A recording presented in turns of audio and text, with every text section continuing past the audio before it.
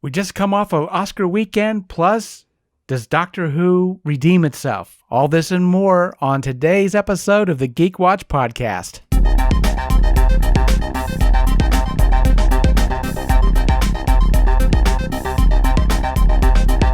This is the Geek Watch Podcast with Brian Hatcher and Mandy Petrie.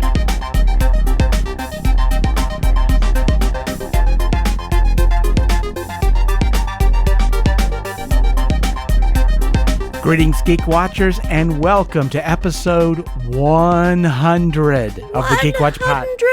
Yeah, I'm Brian Hatcher, and with me, as always, Geek Watch's own resident geek goddess, Mandy Petrie. Hi, Brian. So, episode 100. 100. We've reached our centennial. Mm-hmm. So, this has been an exciting 100 episodes, and of course, couldn't have done it without you for sure. No. So, but we've got a little bit to talk about today. We're coming off of Oscar weekend. Oh, yeah. And only a couple things I wanted to mention about it. One is the big surprise, of course, was Parasite took Best Picture. Right. I figured it would. I figured it would probably take Best Foreign Film, obviously, which it did. Mm-hmm. But it got Best Picture. Best Picture, and there were like of 9 movies, I think. There were a lot up for Best Picture this year. Oh yeah, and I mean the thing about it, of course, we talked about. I'd seen Parasite and really enjoyed it. I thought it was really awesome. But yeah, the fact it gets Best Picture, gets Best Director, and for someone who, of course, if you're a horror fan like I am, of course, he directed The Host and he directed Snowpiercer with Chris Evans. And so seeing a horror writer do well is awesome. And got Best Screenplay also, Best Original Screenplay. So the movie scored big, which I was glad to see, especially because, of course, this is the first film in Oscar history that wins Best Picture that's not an English-speaking film. Huh, okay. So first time ever. I mean, normally what you'd wind up having is these type of films get Best Foreign Film, but because they're not English films, they don't normally get Best Picture, obviously. But this one did. And, I'd posted online when I first saw, when I'd come out of the theater from seeing Parasite, I'm like, look, I get why this thing gets Oscar buzz. Mm-hmm. Now, one thing, since we're into all things geeky, unfortunately, I do have to mention the fact that some people who are very geeky had a problem with Parasite winning. They wanted Joker to win. And some people posted, I won't mention the person's name because I'm hoping he's taken the video down by now, but he had a conniption fit of the fact that Parasite won and Joker should have won. Wow. And it's starting to go viral, unfortunately. I'm hoping that this guy had... Was someone famous? Someone who could... No.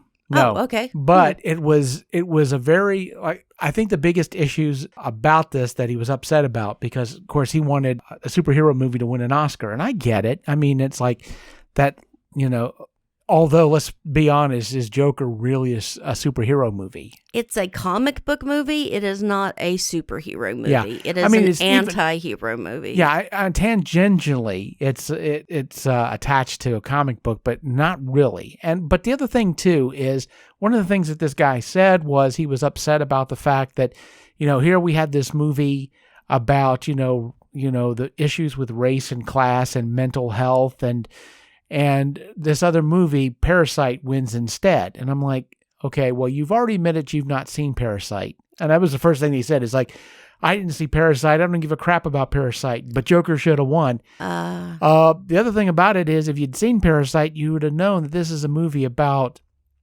race and class and mental health. And mental health. Uh-huh. And as much as Joker is. And I think I made the comment to you that Parasite and Joker would make very interesting double feature. Really? Yeah. Huh. So okay, now forgive me. Was Parasite Korean? Yes. Okay. South Korean. Yes. The main characters are this family of poor people that live in this basement.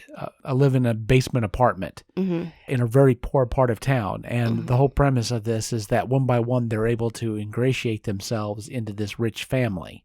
Okay. I mean, even Koreans have a different language that you speak. You speak a different way with common people than you do with people who are older than you or people who are a class above you. So it can really, deal with with classism. Yeah, and classism is a huge theme in this movie. So, I mean, it's definitely a part of that film. Of course, I didn't expect this guy to know this. He didn't see the movie. But, it's one of, like I said, it's like, I love fandom, but sometimes certain parts of fandom can get really bad. And this was one of those situations where they were like, oh man, a comic book movie could get an Oscar and that's going to, and got really upset because Joker didn't win. And I'm like, honestly, at least for the Oscars, I think the fact that a movie like Parasite can get Best Picture, like I said, I mean, if there's any geek in you at all, the fact that a horror director can win an Oscar for for a movie like this, because I don't remember for sure, but didn't either V for Vendetta or From Hell get Best Adaptation? They might have got Best Screenplay, but okay. But honestly, the only real horror movie that I can think of, and that's really a question, I would say, the only real horror movie that's ever won an Oscar is Silence of the Lambs. Okay, but that's not. But as again, far as comic book movies go, right? But here's the thing, too. It's like I don't really feel, and like I said, I don't want to belabor this point too awfully much, but for me, Oscars are kind of like wrestling belts in professional wrestling. You don't give, and here we're going to spoil this for you, but wrestling is staged. Okay, what? So people don't actually win those belts, but you don't give a wrestling. Don't you say that? Yeah, but you don't give a wrestling belt to your best, your most popular wrestler. You give it to the person who needs that push. So, comic book movies don't need to win Oscars. They win at the box office, and I don't think a comic book movie getting an Oscar is going to, is necessarily going to shut people up. Or or is going to make somebody who doesn't like comic book movies say, okay, well, we have to stop going to comic book movies. Yeah, that they're going to start, appreciating them more or whatever. Honestly, comic book movies don't need an Oscar. Really good movies that, because the characters aren't speaking in English, they can benefit from getting an Oscar for sure. Like I said, although it's not a horror movie necessarily, it's got horror elements to it for sure. Is it more of like a whodunit sleuth kind of mystery? Not okay. Really. I mean, like I said, it's sort of like a crime drama. Okay. Well, I haven't seen it, but I am a big fan of Korean dramas. So tell me, was there a scene dedicated entirely to ramen noodles?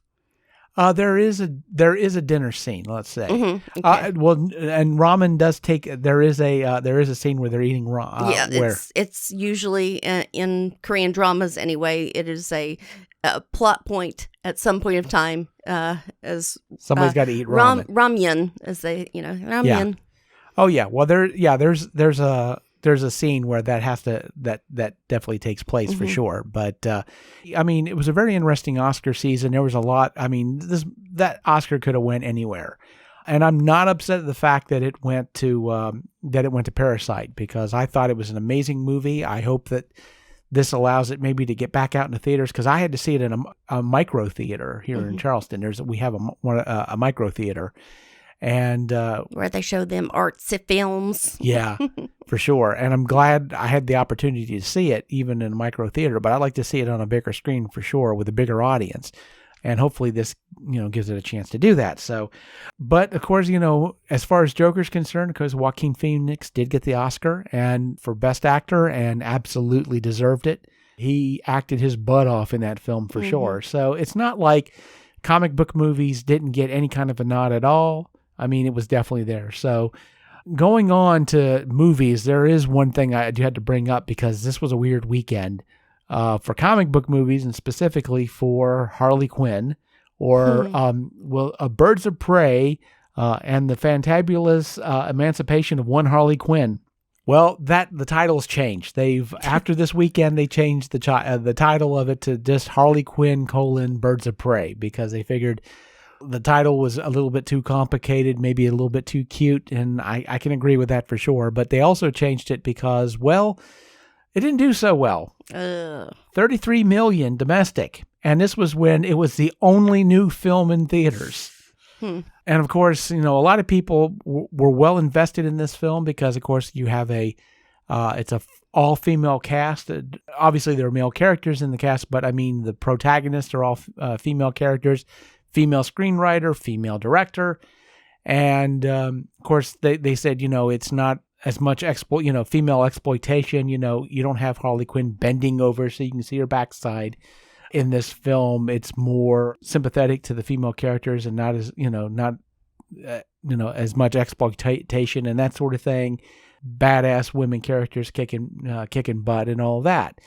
But the movie didn't do so well. So obviously this means that these type of movies aren't worth it. So go back to the exploitation, right? I say that with a world of sarcasm because I know there are going to be people who say stupid things like that going, hey, this was a woke film, et cetera, that this was SJW stuff. And it's like, look, just because you've got women characters, et cetera, it's not a SJW film. This is not some sort of a diversity thing.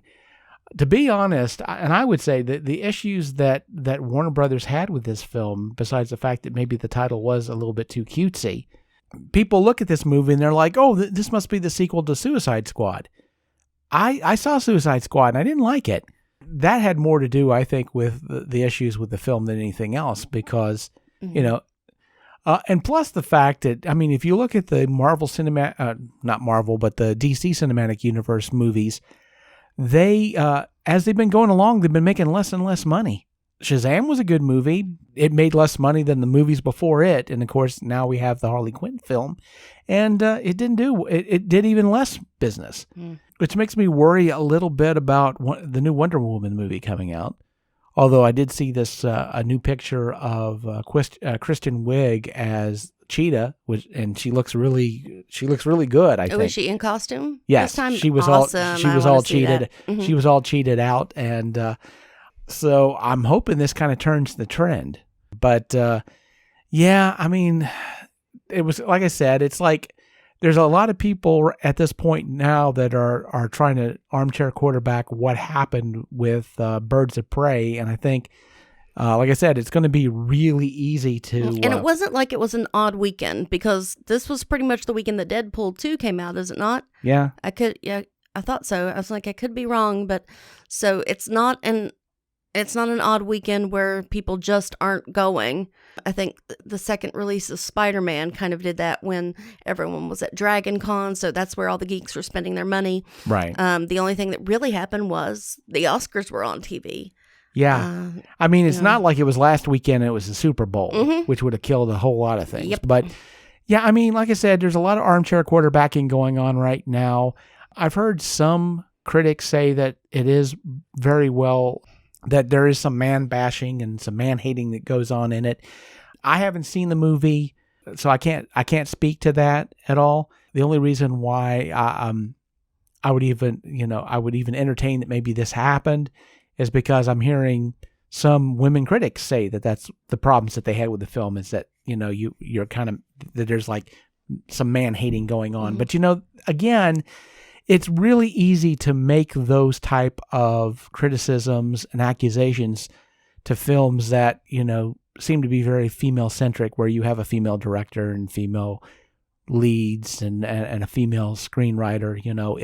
It's easy to paint it with that brush, and so, I mean, honestly, until I see it myself, and my plan is eventually to go see it for sure. But, if you're, it's like anything else. If you're looking for it, you're going to find it. I'm going to check it out, and I'm going to, like I said, keep an open mind. If it's there, I'll definitely point it out. I mean, because, when you look at like the 2016 Ghostbusters, all the male characters were pretty stupid. Now, I'm not saying that they were necessarily, these were attacks on men in general, but, but no, there wasn't one intelligent male character in the entire movie. So I didn't see it either. But my reasons were, very, shallow. Was that I would have much rather seen a Gotham City Sirens. I would have rather seen Catwoman and Poison Ivy and Harley Quinn. being all BA and going out on the town and cleaning up Gotham and stuff like that. Or if it had been Birds of Prey, I want to start from the original, with just Huntress and you understand. Yeah, Huntress and Oracle and right. Yeah, exactly, and Black Canary. Mm-hmm. Yeah, and you know what? You're not the only person to say that. Mm-hmm. There was a Gotham City Sirens movie that Margot Robbie was working on, but they decided to go with the Birds of Prey movie instead. So again, that may have worked. It may have worked out a little bit better for sure. But that's, I think, part of the issue is that Warner Brothers, they don't really have a direction right now with their superhero movies. They're not sure where they're going to go. They have been taking hit after hit on these films, and to be honest, if it wasn't for the fact that Marvel is making tons of money on these films right now, I think Warner Brothers would have given up a long time ago. But there's just way too much money out there in the market for these kind of films for them to really give up. They're looking for that secret sauce, and I think at this point they're still looking for it. They haven't quite figured it out yet for sure. But I think part of it is going to be basically they're going to have to have some sort of a guiding light to help direct these films. I mean, they don't have a Kevin Feige, and they need to find one. They really do. But, Kevin Feige's don't grow on trees. They just don't. So that's going to be the real thing. And plus, they're going to need to figure out their formula, and they're going to need to find good people to direct and to write and let them do their stuff. I mean, because let's be honest, it's not that Marvel hasn't had their issues with directors. I mean, you look at Ant-Man and they lost a director for Ant-Man and had to get somebody else, and they wind up doing the same thing with the Doctor Strange film. We talked about that before, that they lost their director. Although the news, if the rumors are true, the person they're courting to take over as director, Sam Raimi. Okay, I'm on board with that. So it's a course correction that I think is going to be amazing. I mean, I'm definitely excited to see what Sam Raimi would do. I mean, of course he's directed horror films. Obviously, he also directed Spider-Man, for Sony. And there's a Doctor Strange reference in Spider-Man 2, so it's not like he doesn't like Doctor Strange. And he said he loves Doctor Strange. So I think that would be a great replacement. So, but Marvel, they can do those course corrections. Warner Brothers right now, they don't know what they're doing. They're not sure how to turn things around. And I mean, my hope is if they've left Patty Jenkins alone to make Wonder Woman, I think it's going to be a good film. She's a great director for sure. Just hopefully, maybe Wonder Woman can turn things around. The new 1984 Wonder Woman, but we will see. But of course, everybody, we know what time it is. We're gonna have to talk some Doctor Who. Now, well, I could listen about the Doctor Who. I completely missed Doctor Who because, and it's not because of any the ordinary reasons like I fell asleep or anything like that.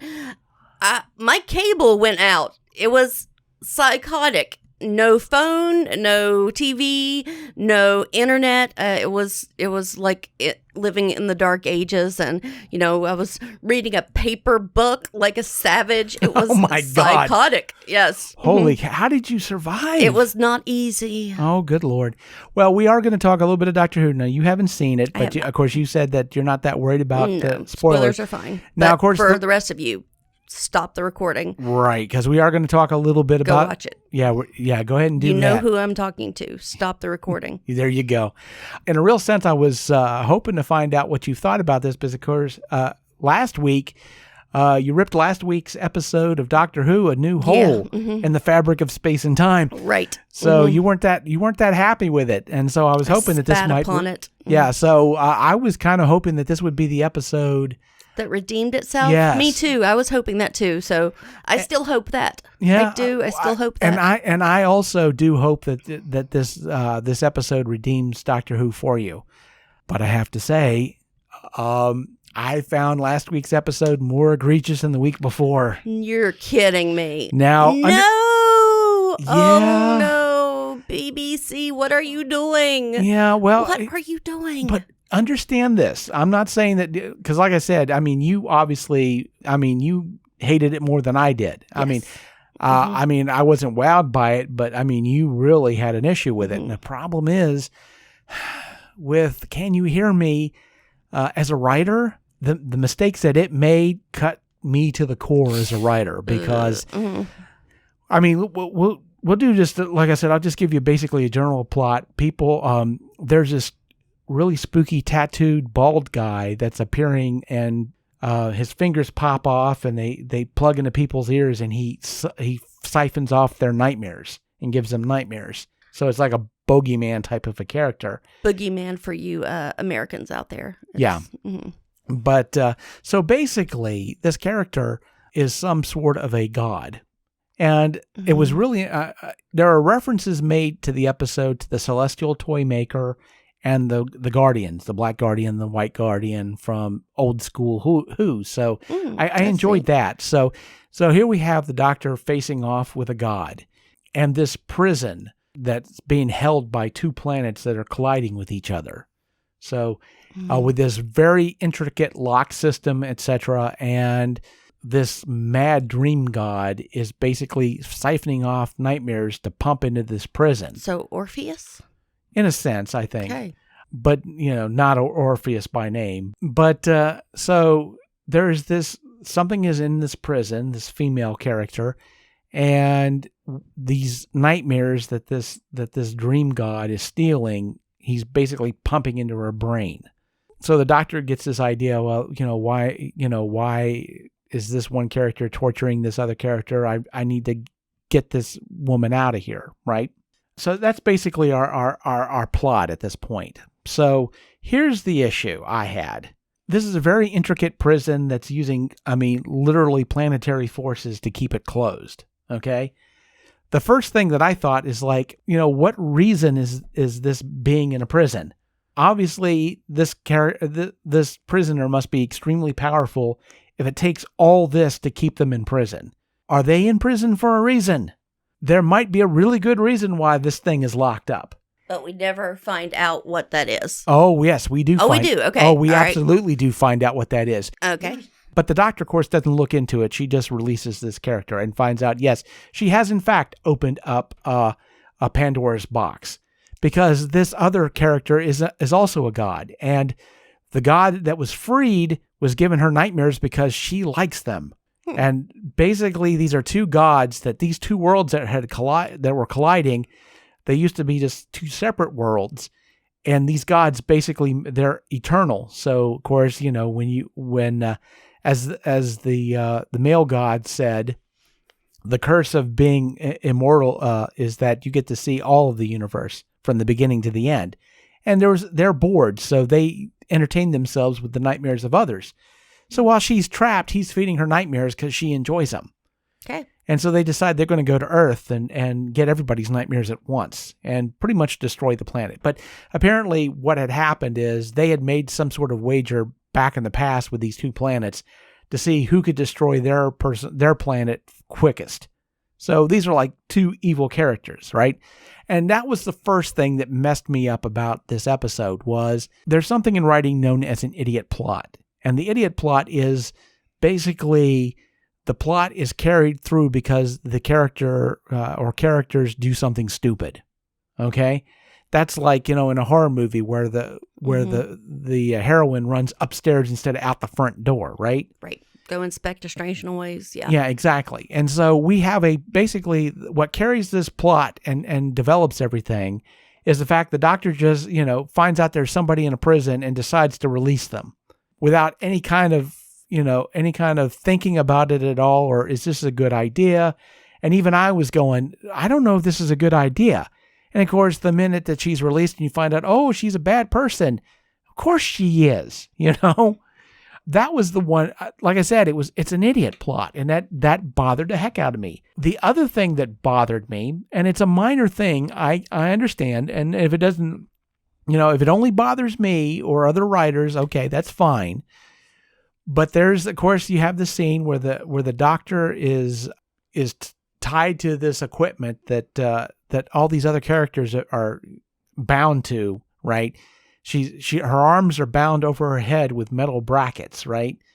And there's a scene where you see one of her nightmares, which happens to be again the Timeless Child. So now we get this kind of a nod to the Timeless Child, but she needs to free herself, but her sonic screwdriver is inside her coat pocket. And so we get the most ridiculous scene I've ever seen in Doctor Who history. This scene where she jumps up and the sonic screwdriver flies out of her pocket and into her hands for her to use. Okay. Which is done in a cut scene because there's no way you could make this happen even if you faked it.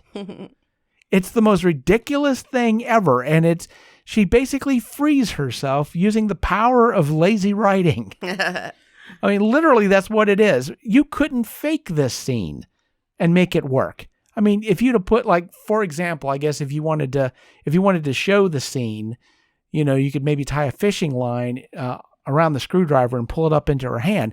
But that wouldn't have worked because it would have hit her in the face. There's no way that happens. It's so ridiculous. And of course, they have to do it as a cut scene because even in CGI, how do you make that? I mean, there's no way to make that happen. It's completely ridiculous. And it's so obviously lazy writing. They needed to get her out of this situation. And a lot of people have complained about how the sonic screwdriver can be overused, as a plot convenience. And sometimes I agree with that. And sometimes I think that it's just, it's easier to deal with certain situations by using the sonic screwdriver instead of dwelling on something that, that's not important to the story. But that being said, this was just absolutely ridiculous that she's going to be able to kind of jump up a little bit and this thing flies out of her inside pocket, out of her coat, and literally perfectly into her hand. It's ridiculous. Like I said, maybe it bothers me more than it would bother somebody else. But yeah, it's so jarring because again, it's basically a jump cut because there's no way you could actually show that happening. There's, you couldn't fake it. There's, so you just have that moment of a jump cut where it was in her pocket. She kind of jumps up a little bit and suddenly it's in her hand. And it's like, oh, come on, people. I mean, honestly. And not to say I completely 100% totally hated this episode, but like I said, when you have something that's basically an idiot plot, you have silly things like this to, silly bits of lazy writing to get people out of situations. I had issues with this. I had issues with this episode for sure. And, like I said, I don't want to belabor this, but, like I said, I as much as I needed I really wanted this episode to redeem things for you. I don't think this is going to be the one to do it. Because like I said, I definitely had issues with it. I mean, it's a shame you don't have it's a shame there's not like a really good writer out there who could have, given you maybe a better episode. Yeah, like a legacy writer. Yeah, I just wish that was somebody could be out there. Someone, if it's just possible. A great horror sci-fi writer. Yeah. It's just a shame that's just, that's they don't have that endorsed by other great horror and sci-fi writers. Yeah, that would have helped, I think.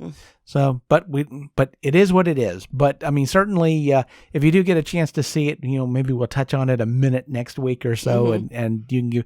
Although I've probably, in a real sense, I think I've poisoned the well for you at this point. I'll still watch it. Oh yeah, well, that's the thing. It's like I wonder how you're going to feel about the episode now that I've kind of trashed it a little bit. But yeah, I really did have an issue with it just because of that situation. But of course, next week. The Doctor and pals travels to that very important meeting, where Mary Shelley and her friends create, so Lord Byron's party. Yes. Lord Byron's party. So we get that, we'll get that moment where they're put in the middle of creation of Frankenstein. And I think that honestly, although it's going to be the last episode before the 2-parter, although I really feel like in the Tennant era, when the Master came back, where it was a 2-parter, but it was really a 3-parter because the first part of it basically kind of developed, into the 2-parter. I think this is going to be that situation. Okay.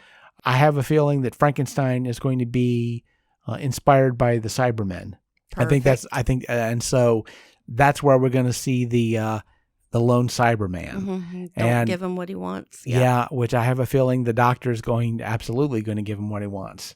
Although I have been hearing that, that there's going to be an epic space opera sized battle for the season finale. But I think this episode, the one's coming up, is going to be what sets everything up for the two-parter, the season finale two-parter. But we'll see. But like I said, I'm hoping that things get a little bit better, because these last two episodes were kind of rough for sure. But we still have 3 left. And then, of course, as we see them, we'll definitely talk about it here. So with that said, thank you for listening to episode 100. Can you believe it has been 100 episodes? 100. Thank you all for listening all through the months and years that we've been doing this. And I'm very proud of the fact that we've been able to now do 100 episodes. But again, thank you for listening, and tune in next time for the latest in geek news and views with the Geek Watch Podcast. For Mandy Petrie, this is Brian Hatcher, reminding all the Geek Watchers out there, we're all geeky about something. Be proud of yours. We'll see you next time.